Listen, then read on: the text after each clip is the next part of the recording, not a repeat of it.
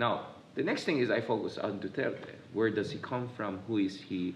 Like, one of the interesting things with Duterte is that he's a man of many firsts. He's the first president from the island of Mindanao, which I think is a great thing, because Mindanao is the least developed, most conflict-ridden island. And I think those people in Mindanao have to have a voice in running the national government.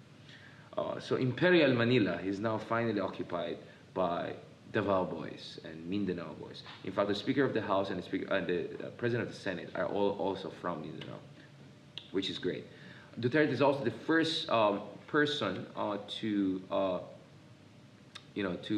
openly talk about his friendship with the communists, and he actually appointed several communist-leaning officials into his cabinet, who were eventually eased out. He put 3 huggers and environmentalists like Gina Lopez into office. That's the first. I've never seen that in recent Philippine memory.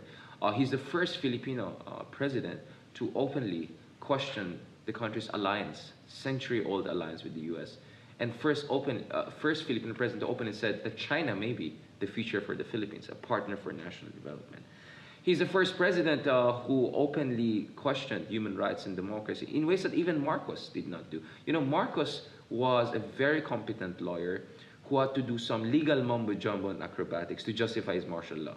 Duterte doesn't even bother with those niceties. He openly questions democracy. He openly threatens to close up the Congress. He insults everyone, including President Obama and Pope Francis, among others. Now, there's some people saying that maybe he was not insulting them directly and not, but still, you have a word, a curse word, and the name of someone else who's popular among Filipinos put beside each other in close proximity. He's a man of many firsts. And that many firsts is a double-edged sword. It means that on one hand, he could be a transformational leader, getting the Philippines out of that systemic deadlock of oligarchy, or euphemistically elite democracy, or what Benedict Anderson called cacique democracy. Or, you know, he can drag the Philippines even further down into abyss. So if you talk to Duterte's critics, they'll say he's taking the Philippines to abyss. Essentially, he's bringing the Philippines from a systemic deadlock into apocalypse. That's how critics will put it. Other people, his supporters, are saying, no. Give him more time. He's going to bring radical systemic change because the status quo is unsustainable.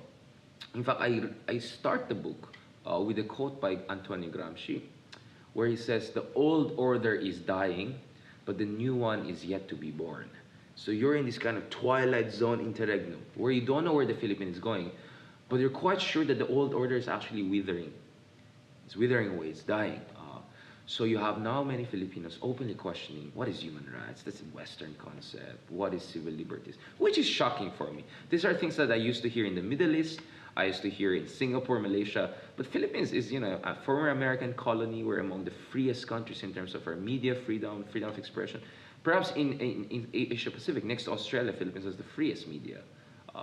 And now suddenly people are questioning freedom of the press. There are a lot of people who are attacking the mainstream media as supposed to be corrupt and oligarchical, which is kind of similar to how Donald Trump attacked CNN as fake news. So a lot of similar parallels are also happening in the Philippines and America. That's why I joke that it seems that the tree does not fall too far from the leaf. So the former colonizer of the Philippines is now more and more resembling the politics in the Philippines. And that's why I see a lot of comparison being made between Trump and Duterte. Of course, they're different in many ways. Duterte had 20 years of political office. Trump never had that. But in terms of their populist style, they're similar.